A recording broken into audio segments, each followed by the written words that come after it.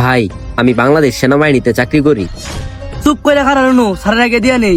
তোমাদের এখানে একটা নতুন কারখানা হয়েছে না, ওই কারখানার মালিক আমি। ভাই, আমার একটা লাল চা দেন। ভাই আমার একটা লাল চা এক প্লেট ব্যালেন্স সিগারেট দাও তো। আচ্ছা দিতাছি স্যার। ভাই, আমার আগে একটা লাল চা দেন। চুপ করে খারানো সারের আগে দিয়া নেই। স্যার আপনার চা আর সিগারেট।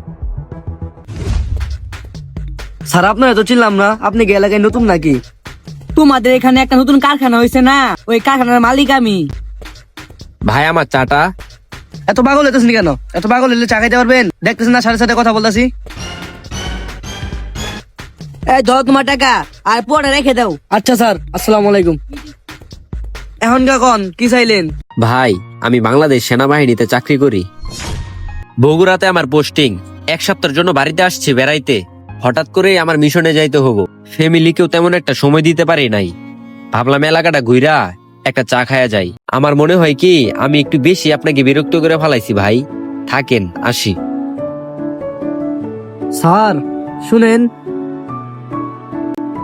জি ভাই, বলেন। স্যার আপনাকে আমি চিনতে পারিনি, আপনি আমাকে মাফ করে দিয়েন। আপনারা হচ্ছেন আমাদের দেশের রত্ন।